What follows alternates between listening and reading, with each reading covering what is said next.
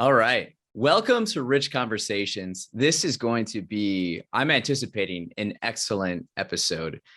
We have a fan favorite on our show who's Joe Anhalt. He's been on 4 times. Today, we're going to have his brother on, Matt Anhalt, who works at the Las Vegas airport. And we're going to talk about a whole bunch of stuff. I'm excited to get into this. Welcome to the show.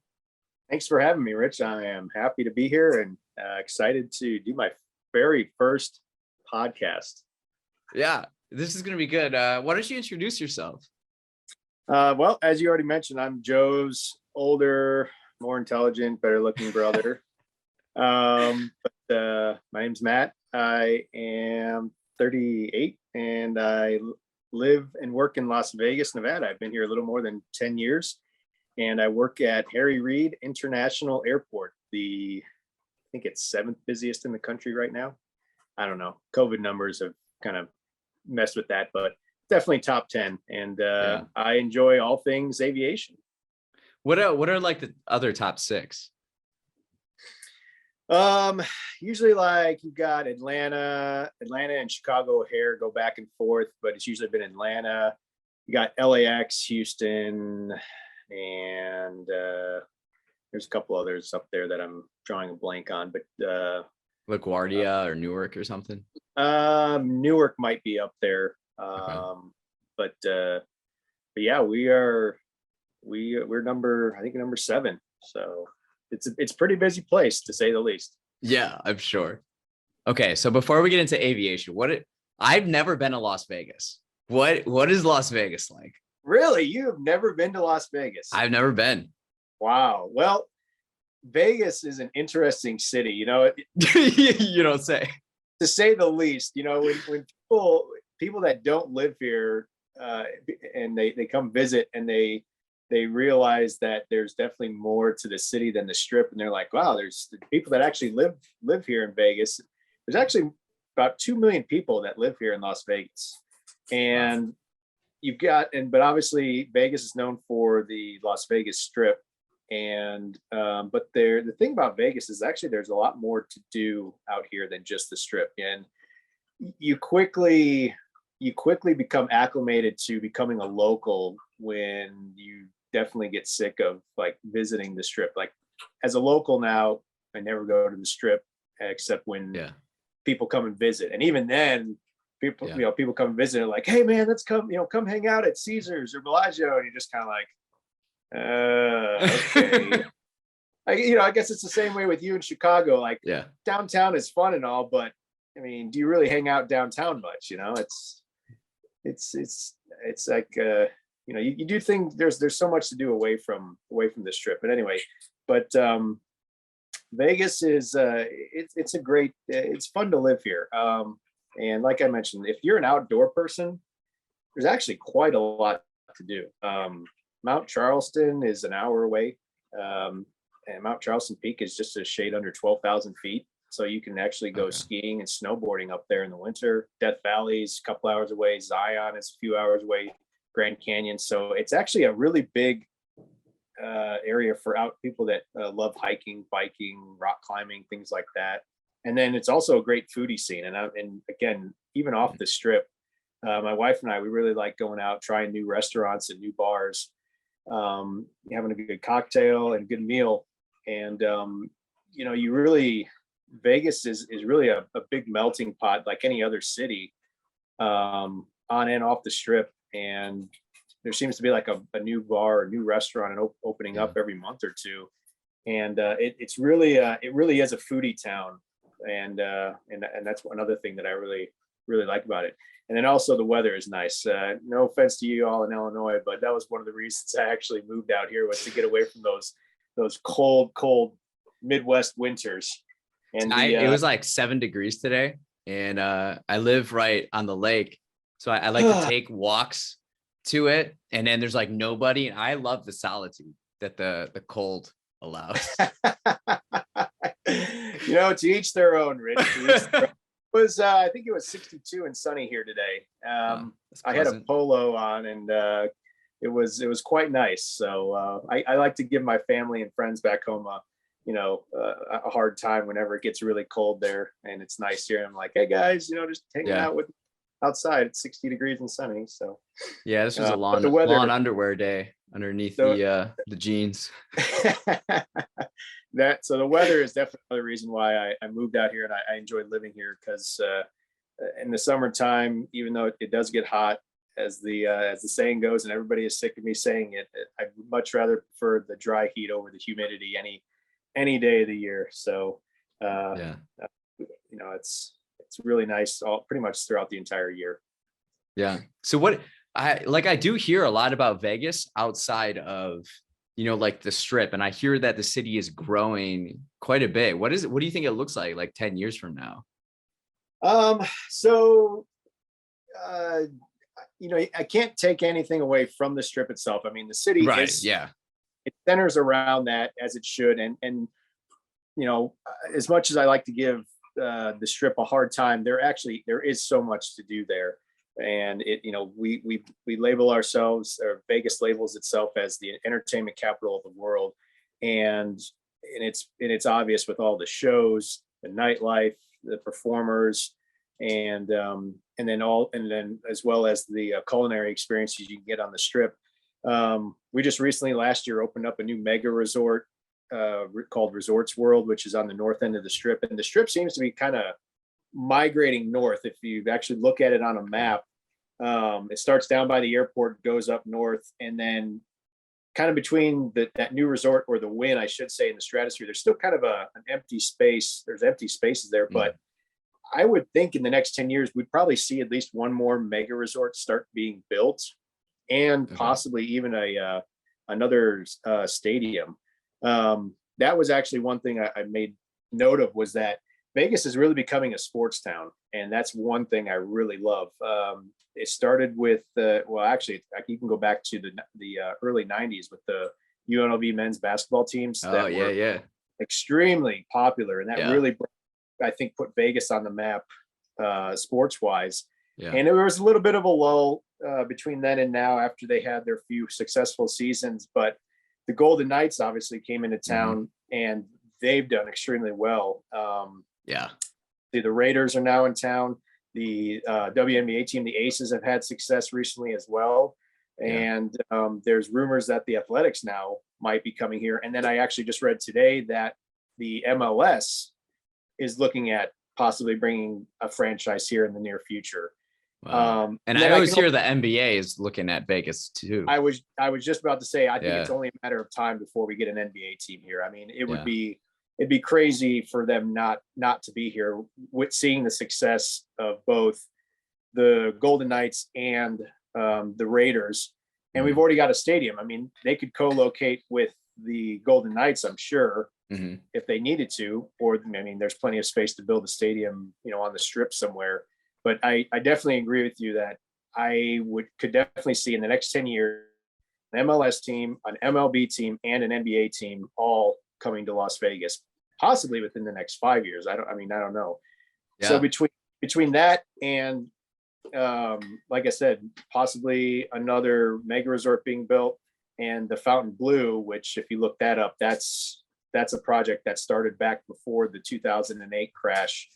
They literally built the building, which was like 60 or 70 stories high. Well, maybe not that high, but it's a giant building. If you look it up, you'll see pictures of it. And they stopped during the when the financial crisis hit in 2008. They stopped building it, and it's basically been sitting empty since then. There's been a couple buyers that said they're gonna renovate it, and then they didn't.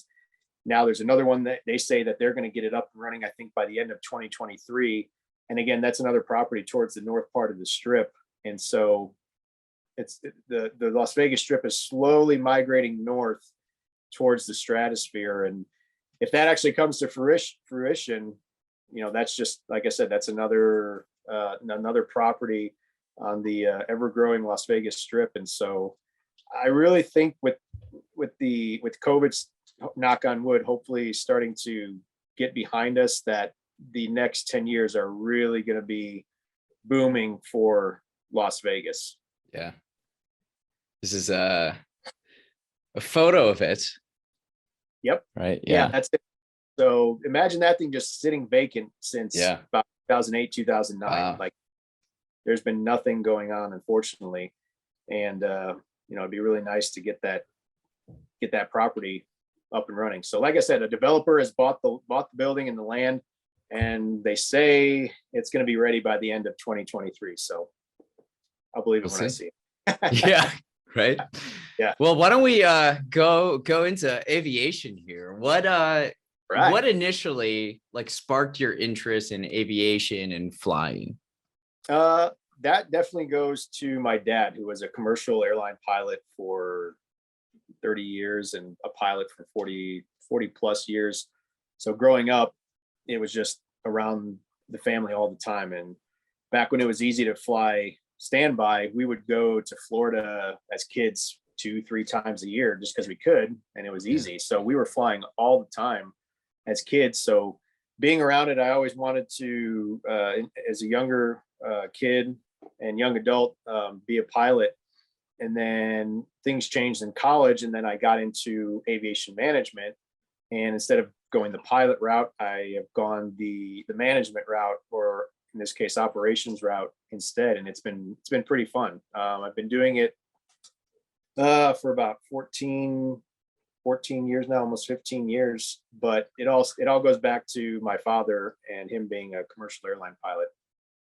Yeah. I remember Joe in college, he would tell me that like your dad would commute out of Philly, but he lives in Illinois. And it was like, what? How does that work? It sounds crazy. Yeah, it sounds crazy to most people, but in the world of aviation, that's very common, that pilots or flight attendants will live outside of a base in another state, another city, and commute to work. So that's very common within the aviation industry. Yeah. Yeah. But yes, it's like, oh yeah, my dad's commute is like 800 miles or whatever. Right. What? Yeah. It's always so crazy to think about it, but for us, it was normal. He would have to leave early so he could get take the first flight to get to Philadelphia or Charlotte, wherever he was based at the time. Yeah. And but that was a great sacrifice that he made for the family, and because they really enjoyed, or they really loved, the Bloomington Normal area where we lived, and that was a huge sacrifice that he was willing to make.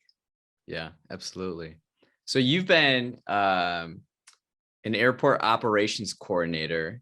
Tell me what you did with that and what you're doing now. Oh, the $1 million question. It's always Matt texts me like all this list of things of like things that he does. Oh shoot, it's hilarious, especially when people ask my wife, "What does your husband do?" And she has no idea how to explain my job or what I used to do as a coordinator to them, and even now as a management analyst. It's such a niche position, and it's such a specified position. That it's very hard to explain if you don't know the world of aviation, but I'll try to explain it as best as possible. Yeah. But as an airport operations coordinator, well, let me back up. First of all, any airport that has airline service, the FAA says you have to, here are these rules you have to abide by. If you're going to transport passengers, you have to abide by all these rules, and the airfield itself needs to abide by these rules. So what airports have done is they've hired people like myself as airport operations coordinators, or they might be named something else. But essentially, people like myself will go out on the airfield and make sure that the airfield is up to these FAA rules and regulations. So that's basically that's the meat and potatoes of being a coordinator, is that you're making sure the airport is running by and abiding by these FAA rules and regulations. So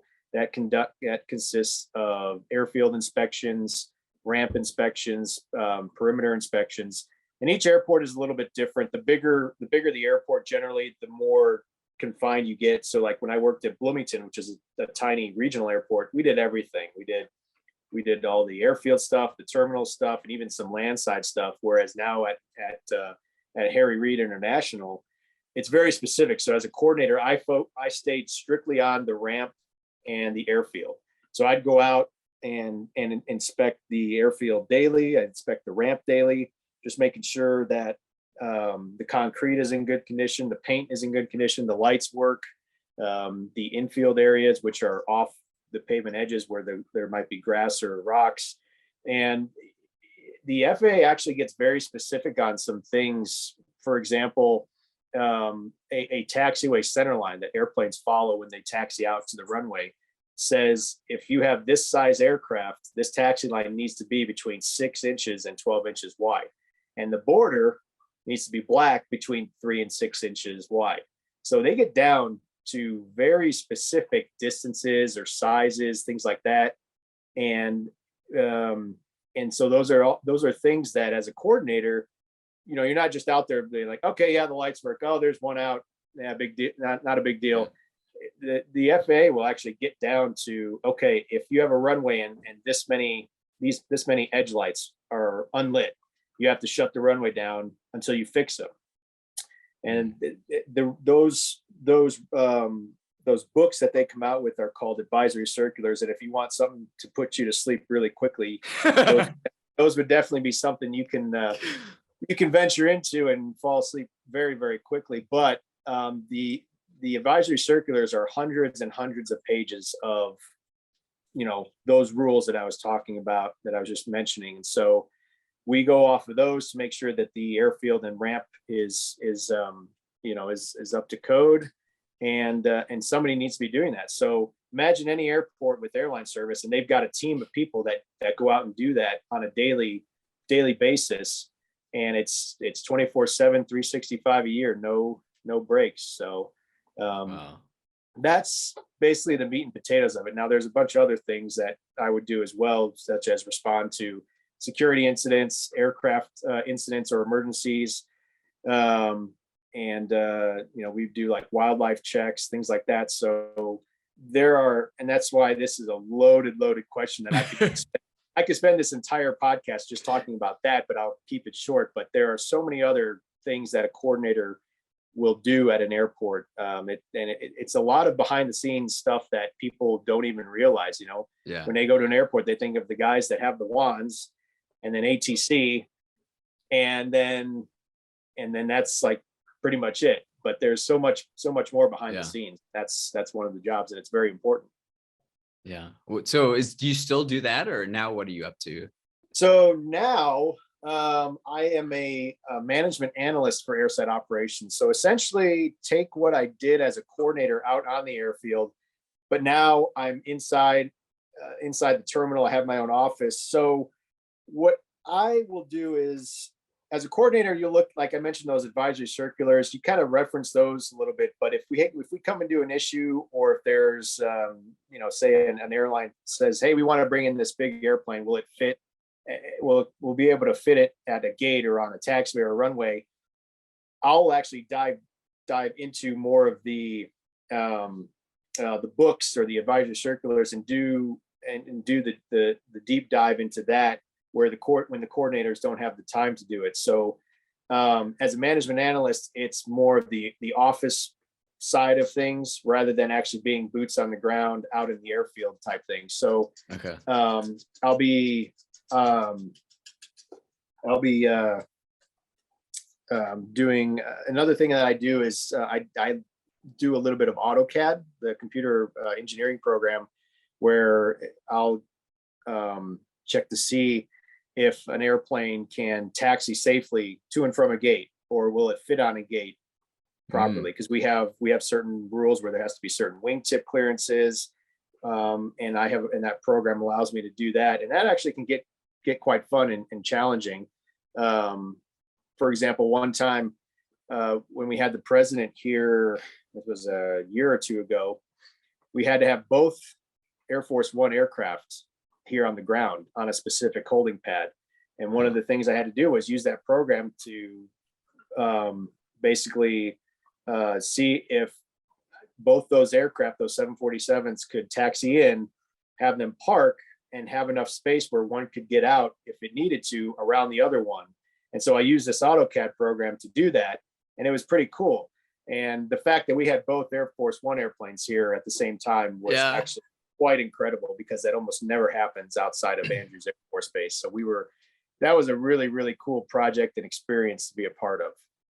So wait, were you like nervous doing it, or like how? No, because it was a few days in advance. It's not like it was, hey, going to be here in on the spot. Air Force One's here. No, no, I definitely had some time, so I wasn't nervous at all.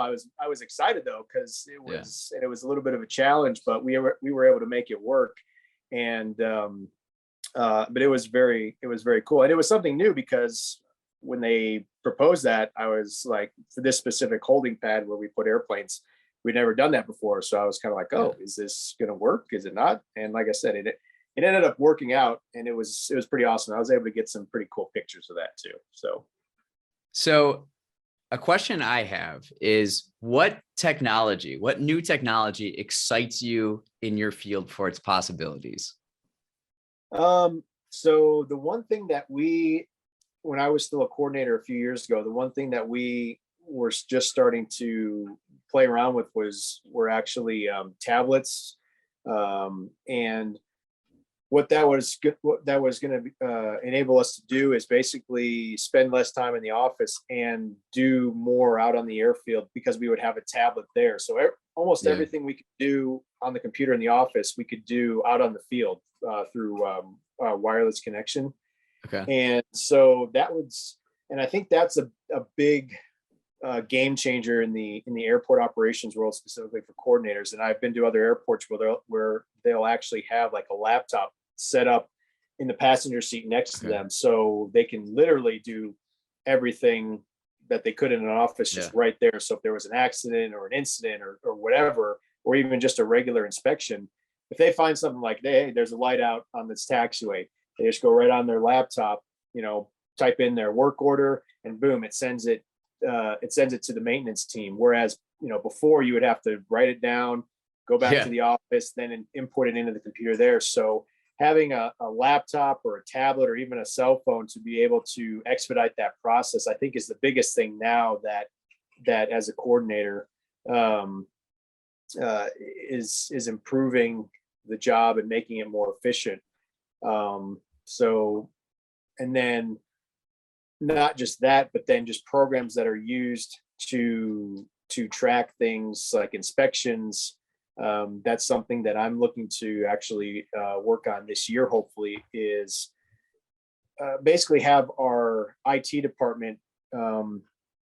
create a program that will help our coordinators keep track of fuel inspections. Long story short, every quarter of the year, we have to inspect every single fuel truck, every single piece of fueling equipment on the airport. And that's dozens and dozens of pieces of equipment. Yeah.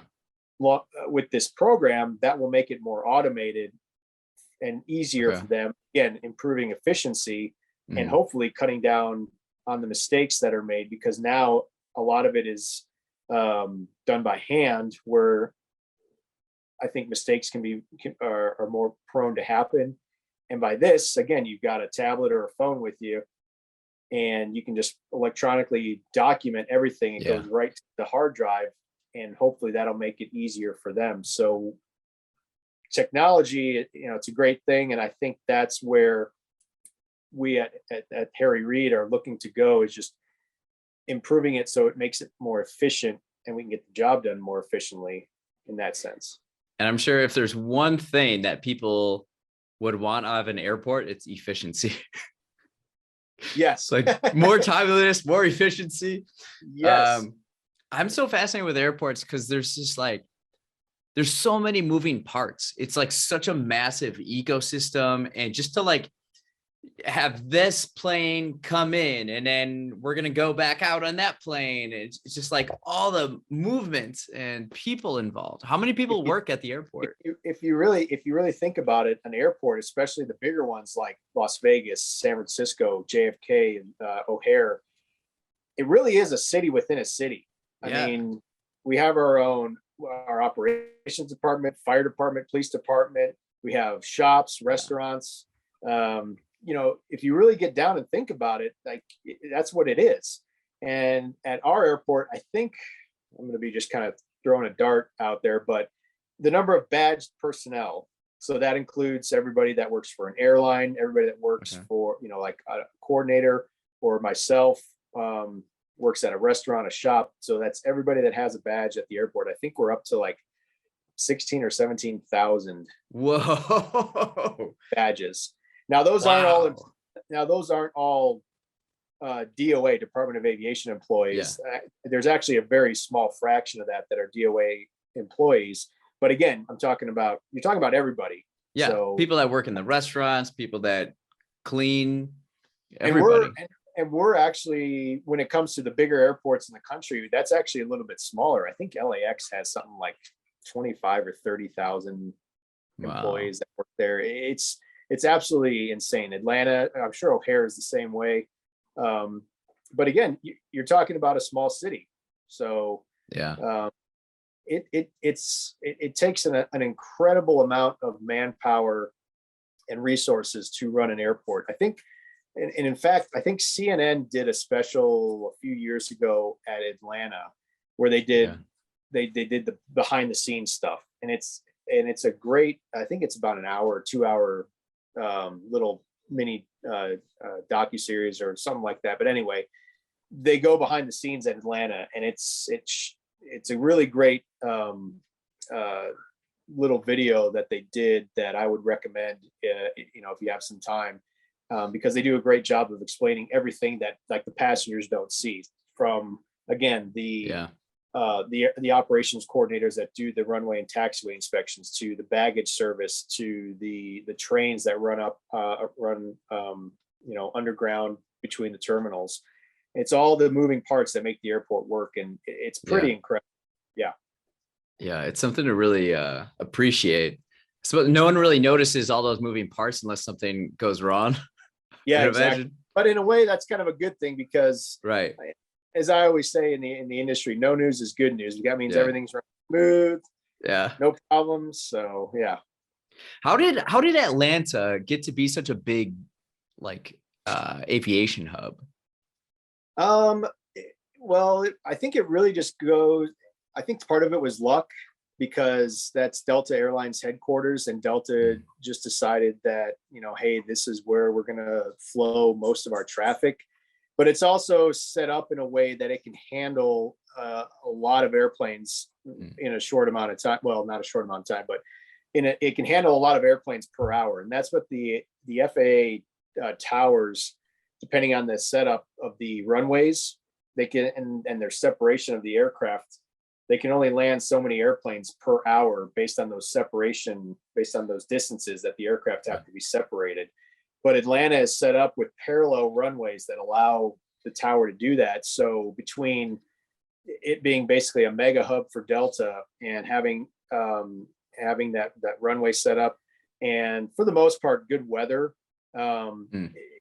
that's all those things come together to allow it to become the busiest airport in the world. And actually, if you look at O'Hare, what O'Hare used to look like is they had runways crisscrossing and everything like that. But with this modernization they've done in the last 15, 20 years or so, now most of their runways are parallel like Atlanta. So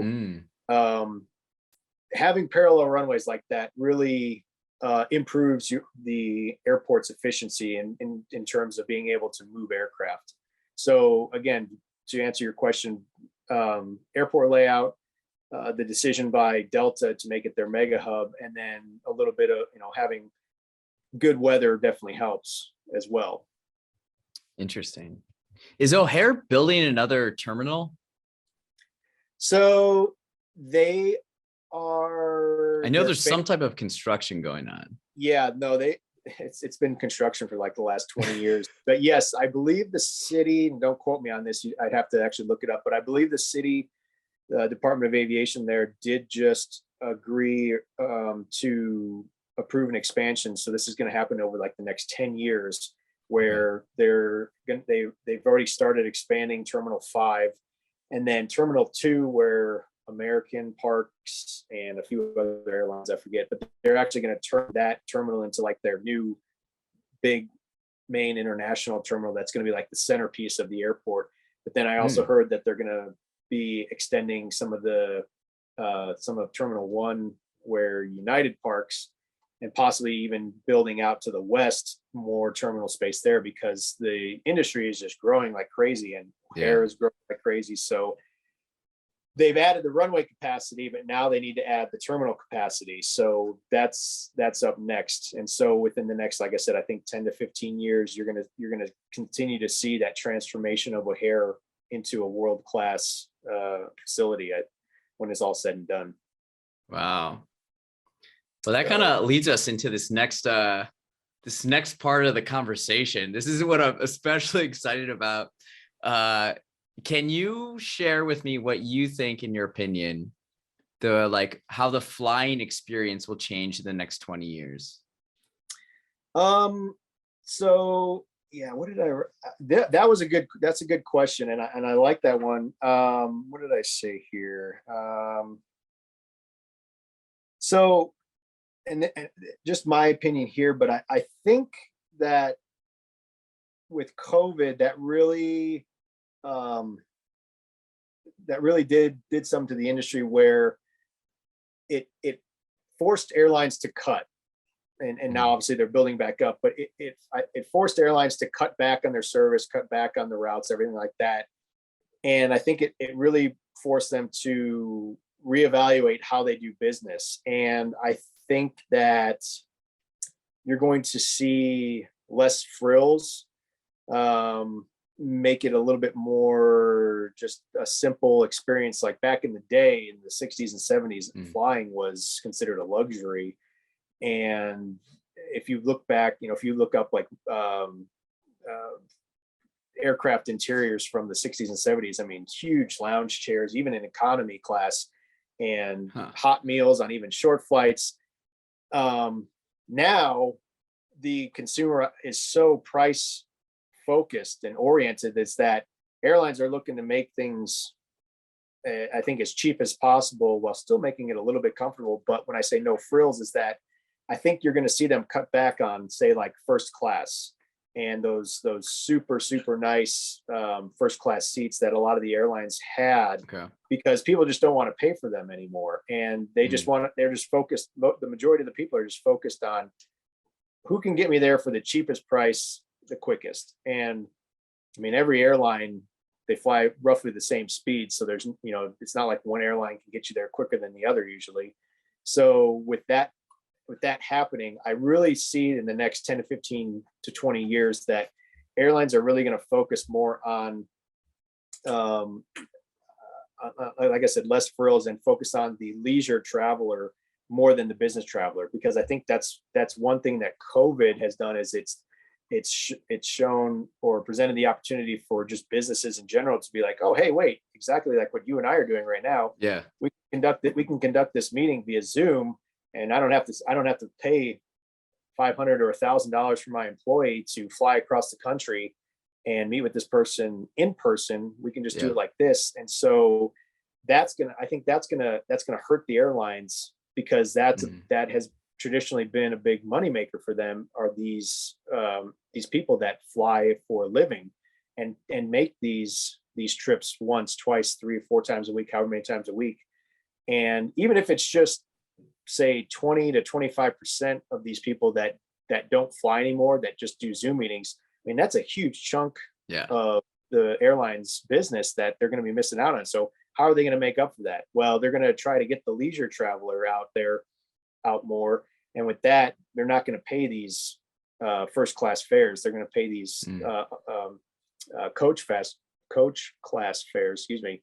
And I really think that, like I said, there's going to be less bling when it comes to, like, the fancy first class seats. They'll still be there, but I don't think it's going to be quite as centered around that as it is for the leisure traveler. Okay. That's what about like airport operations, or like facility? How will that change in the next 20 years? I think as I mentioned already, I think the technology aspect of it is going to change things the most.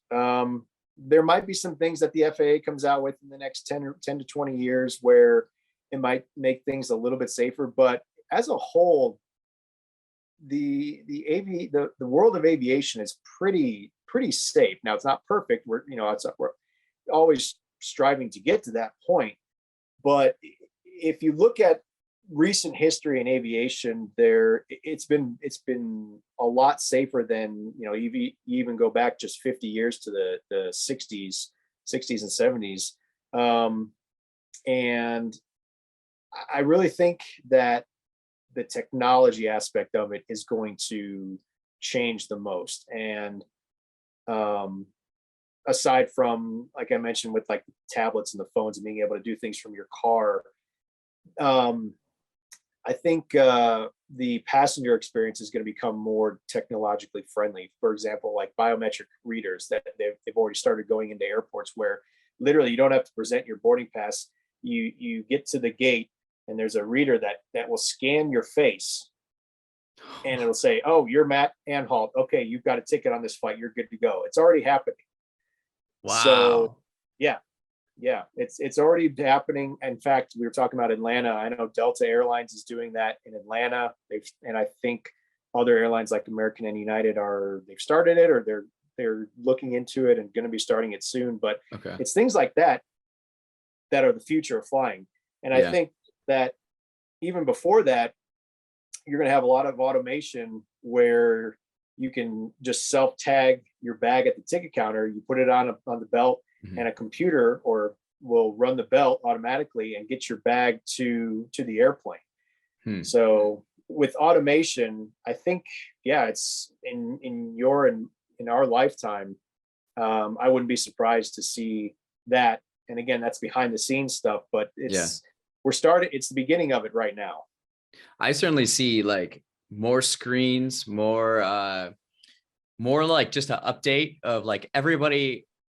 People's phones and tablets are such a part of their lives that I see USB outlets, and I see all these different areas for people to use all these technological devices as well. Yeah.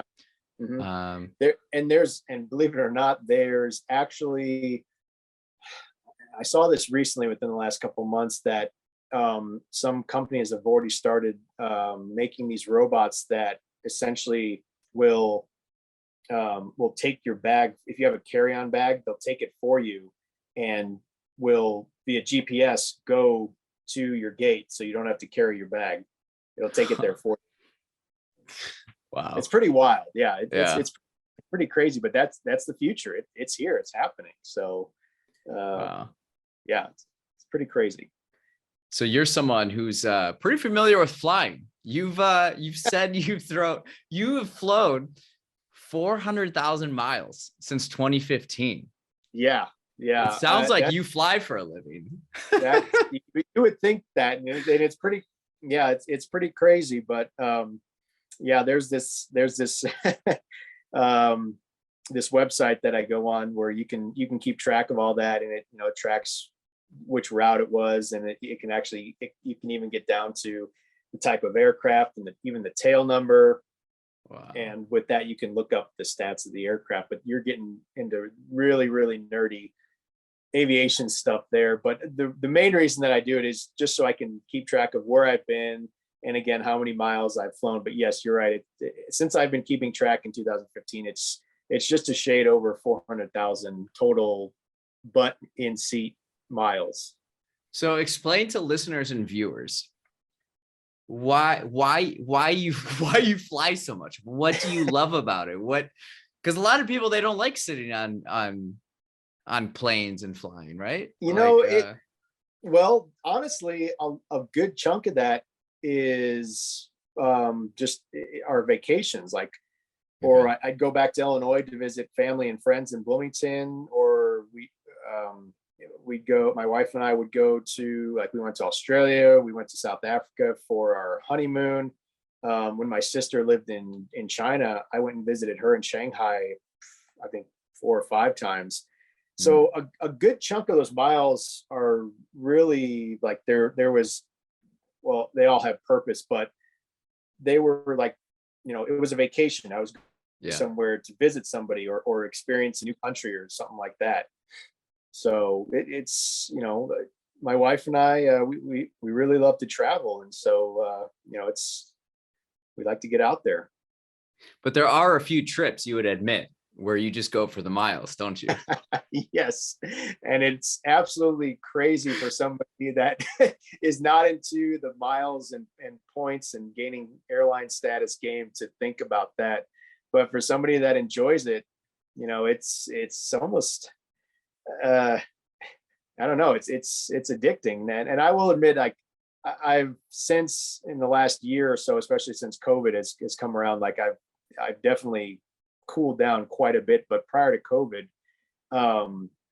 it was pretty crazy. I think 2019 was my busiest year. I took 79 flights.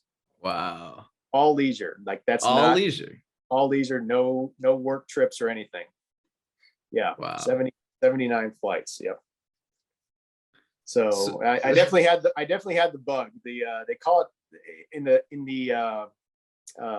they call it mileage running, and there's actually a whole community online with all that stuff. And believe it or not, like I would say I'm your average mileage runner, maybe a little bit above average, but there are some guys out there that they just take it to the extreme. I mean, they are looking at every single, how can I get this deal and maximize the amount of miles and dollars, and it's an absolutely crazy community, but in a good way. You would never think that, but it's actually been around for quite a while. So so what kind of deals can you get with the miles? Like how does that all work? Oh man, it's not so much that, well, getting deals is really just a commitment to just being able to commit the time to just looking maybe on a daily basis, or there's actually an app called Expert Flyer where you can pay like an annual subscription where it can alert you to like, hey, there's award seats open for this flight on this date. Now I don't do that, but that's an example where some people will pay that money to get these notifications that, hey, here's a good business class deal to, I don't know, Tokyo or something like that. And they'll jump on it because it's pretty cheap, but they'll get so many miles out of it that they can use at a later date.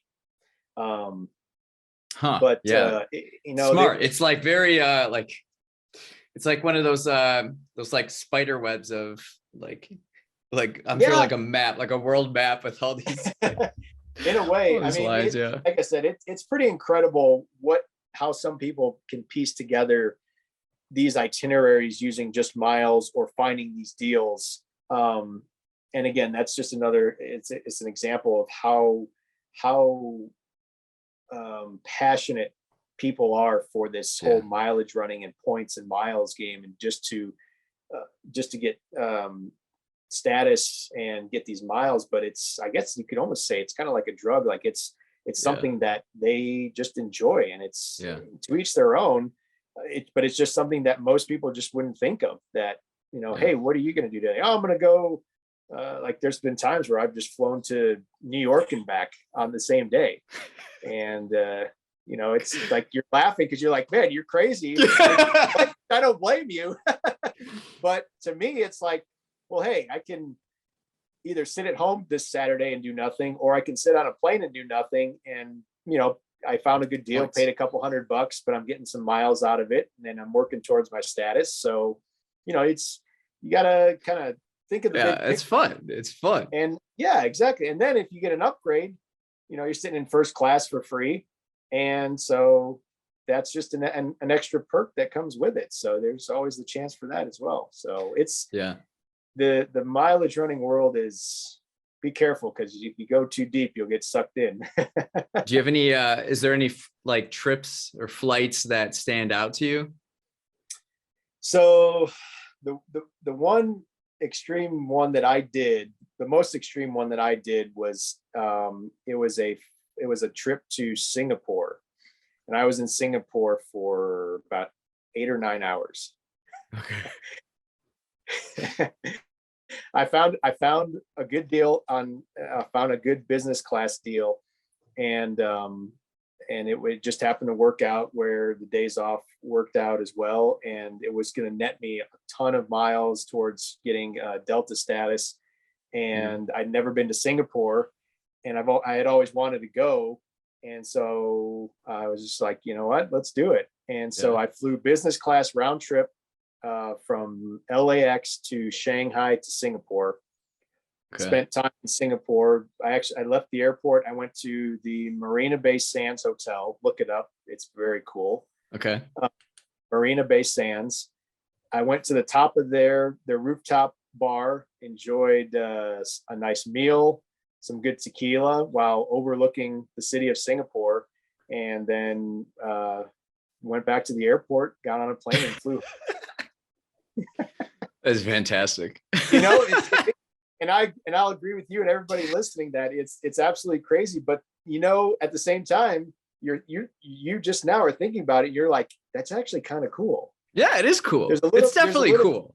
There's a little bit of you, and you know, that's like, we're to that point with just being able to travel that on a weekend or a 3-day weekend, I can literally go halfway around the world and, you know, kind of check off a mini bucket list item. Yeah. And come back and just being able to do that, like, yeah, it is silly, but at the same time, it's a great story that I can tell people. Yeah. You can tell people on a podcast. Exactly. So what do you do when you're on the plane to occupy your time? How do you spend it? It really kind of depends on the flight. I mean, if it's a red eye, I'm definitely trying to sleep, as most people are. But I like to pass the time by, what I'll do is I'll download either a bunch of shows or movies onto my iPad, and I'll watch those, because like I said, you can either, you know, if I'm going to be sitting at home watching Netflix or something like that, I could do the same thing on an airplane. Yeah, that's true. So, you know, and so I'll download I'll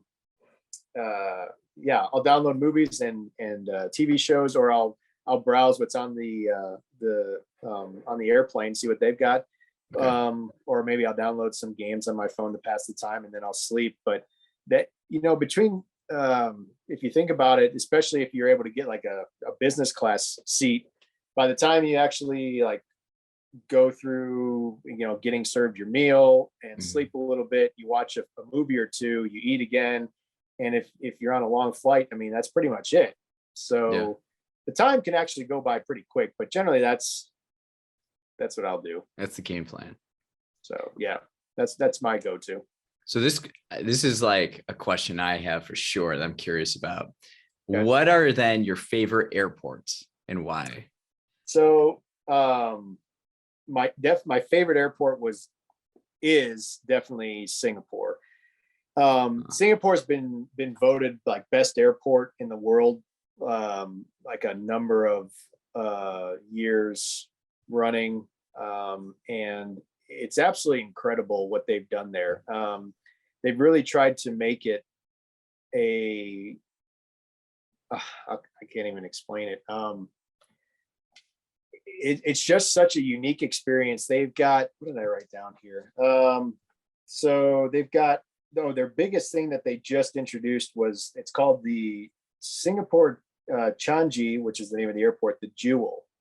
If you look up Singapore Jewel, it's this giant indoor, basically like botanical garden / rainforest / shopping / restaurants / mirror maze. Like it's just so random but incredible that I can't even explain it.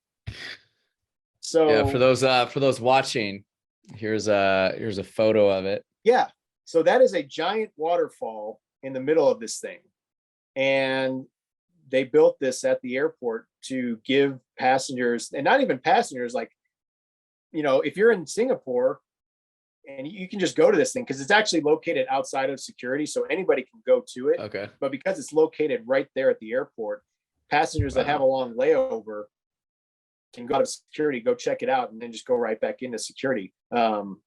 But they've got that. I know they've got like a butterfly garden at the airport. I think they have like a small movie theater, and that's on top of all the shops and restaurants. Wait, so why did you leave the airport on your trip? You should have stayed in the airport. That sounds fun. I really could have. And if there was an airport, if there's an airport to do it, Singapore is definitely the place. But when you look up the Marina Bay Sands Hotel, you'll see why I left. And Singapore, I've heard, is a great city all around. So when I do get back there eventually, I'll definitely be leaving the airport for a few days and not just a few hours.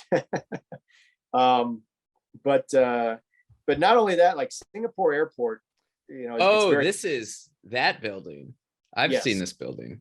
So I was at the very top of that. At basically the round point up there is where the rooftop bar, or one of the rooftop bars. I mean, you got to go to that. I mean, if you're so you're basically looking on here, the left side where it rounds out, that's the bar. So I was basically up there enjoying my cocktail, and hey, I was right there enjoying my cocktail, watching the sunset, and it was pretty incredible because you have a great view of the city. And it was amazing. But getting back to your point, Singapore they specifically made their airport like that so you didn't have to leave it. So it would actually be enjoyable to have a layover there, a long layover. So that's something I wish that airports here would do, but I mean, that I don't foresee that happening in our lifetime at all. I think maybe some airports might be trying to kind of get a little bit towards that, but Singapore is on a whole nother level. It's pretty incredible. All right, real quick. Your favorite airport in Europe, North America, and the other continents too, if you. Europe is Amsterdam. Amsterdam's a pretty cool airport. I hear Amsterdam. North America, well, of course, Harry Reid International. I mean, you know what? Actually, in North America, that's a tough one. I honestly have to say that Tampa holds a soft spot in my heart, mainly because we would fly into there to visit my grandparents. But I always remember Tampa being pretty cool because it had trains that we would have to take from where the gate area was back to the main terminal. And as kids, we would always sit up at the train and be excited for that. Okay. But Tampa's always been just really nice. They've got good restaurants there, and the layout is very passenger or user friendly. So just off the top of my head, I would say that Tampa is a nice airport. And by the way, completely random, they're a great follow on Instagram. Go follow the Tampa Airport Instagram. It is totally random, but they are hilarious. They post some funny stuff. They got like 50,000 followers. An airport that has 50,000 followers. It's pretty great. Trust me. You'll thank me later. Nice. But yeah, Tampa. I'd say Tampa is probably my favorite, or definitely one of my favorites. Awesome. I haven't been to South America, Singapore for Asia, and then Africa. You know what? I would say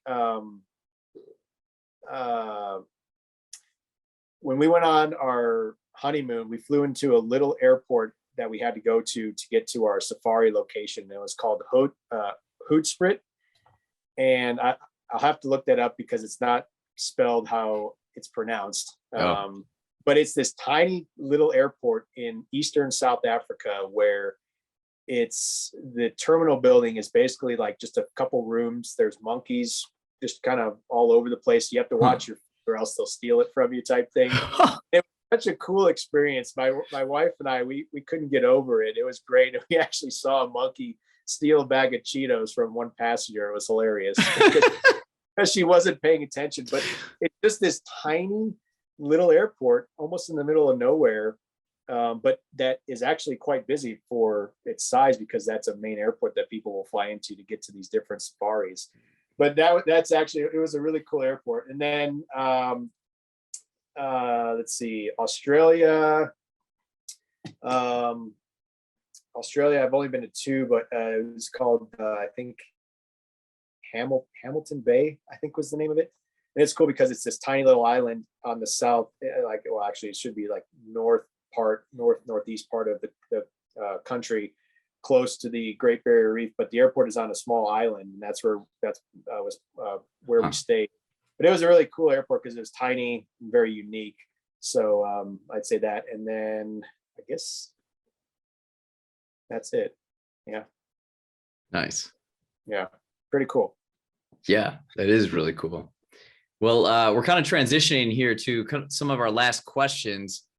And something I have this idea of creating a Spotify playlist based on songs recommended by guests. So if you have 3 songs that you're just like listening to all the time right now that we can put on, that would be great.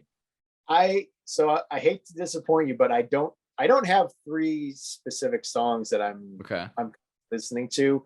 I'm more of like a genre type guy. Like I'll pick a station and go with that. So ultimately what I tell people is anything but country is good in my book. Sorry if you're a country fan, or sorry to all the country fans out there. My wife always rolls her eyes when I say that, but I can literally listen to anything but and what did I write down here? So basically I go maybe on a daily basis, like I'll wake up and I'll listen to like Sirius XM Chill channel. Okay. Either that or some BPM or some lithium. And then I'll leave it. And then at work, if I want like a little more peaceful environment there at work, I'll listen to some like some traditional Japanese flute music that's very calm. There we go. And you know, it's very nice background music that I enjoy. And then and there's actually, believe it or not, my wife and I both like this. We found this station on YouTube of all places. Okay. I don't know how I found it. I just came across it one of these days. It's called, if you type in just good music, it's a live stream that plays these songs. That's kind of like a lounge scene-ish. So it's not quite like hardcore EDM, but then it's not like the chill Sirius radio station. It's kind of that in between, and it's just good music. I mean, it's got good music. It's got good beat to it. I mean, during the summertime, we'll have that playing in the background while we have people over at our pool, and it's just great music to have in the background. So look it up. I think YouTube. Yep. And it's just on YouTube. And like I said, it's a live streaming. So there's no commercials or anything like that. Wow. And that's literally what it's called, just good music. So I know those aren't specific, there's not specific songs in there, but those are the genres and the stations that I like to listen to. Nice. This is always my favorite question for guests. What's something you're curious about recently? I really thought about that one, and we've kind of already touched on it already. And what I'm really curious about is, as are most people, is that when is this pandemic going to end? But more specifically, is that what is the aviation industry going to be like once we are fully recovered from it? Because as I already mentioned, because it's going to affect me quite a bit regardless of what happens. But as we've seen in the last couple of years, it's affected everybody in every industry, but very much so the aviation industry. And I'm very, very curious how the industry is going to completely rebound for it. I mean, we're starting now, but as I've mentioned, I don't think the business travel or traffic is going to come back like it used to be because of Zoom, these virtual meetings that we can have. And like I mentioned, that's going to be a huge, that's going to be a big challenge for the airlines to overcome. And how are they going to adapt? Because how they adapt directly affects me and my job at the airport. And so I'm really, really curious to see what's going to happen in the next 5 years as we come out of this pandemic, and how that's going to affect and continue to affect the aviation industry, because it's not just during. What happens now is going to have consequences for these next 5-10 years and onward. But the initial change is what I'm most curious about, and how the airlines are going to react to that. And I don't know, none of us know the answer, and just time will tell. Yeah. Well, then what's something you're excited for in the next year? So 2022 is going to be a very busy year, because I've got a number of weddings that are going on, some bachelor parties. So the thing I'm looking forward to most is spending time with family and friends this year. And my brother is getting married, and I'm the best man in his wedding. So I'm really looking forward to that. And then a couple of my really good friends are getting married as well. And I'm standing up in both of those weddings. So it's an honor for me to be able to do that. And I'm really looking forward to spending that time with them and with my family. And that doesn't include, any of the holidays that we have this year. And then I'm really looking forward to a road trip, hopefully with my dad in June. That'd be great. Yeah. So my wife and I own a Corvette, and this year is the 50th anniversary of the Bloomington Gold Corvette Show. It started in Bloomington back in 1972, but the last 5 to 10 years, it's been in different cities, not in Bloomington. I think Indianapolis and various other cities. But for the 50th anniversary, it's coming back to Bloomington. And since I own a Corvette, I'm like, I gotta go. Yeah. Because I don't know when, if ever, it'll be back in Bloomington. So hopefully I'll be able to work that into the schedule with my dad, and we'll be able to drive Stella across the country back to Illinois for the Bloomington Gold Corvette Show. So I'm really looking forward to that as well. Yeah, those are some great things, and I'm excited for your brother's wedding as well. That'll be a lot of fun, and seeing your family. Your family's so wonderful. Yeah. Well, thank you. It'll be good to see you as well. So. Yeah. Well, thanks again for coming on. I appreciate you coming on and sharing all this knowledge that you have about aviation and your flying experiences. Has been a lot of fun. Yeah, no, thank you very much for having me. Like I said, this is my first podcast, and it was very enjoyable. I enjoyed the questions, and I enjoy your podcast as well. So thanks for having me. It's been an honor. Yep. Thanks, Matt. All right. Take care, Rich.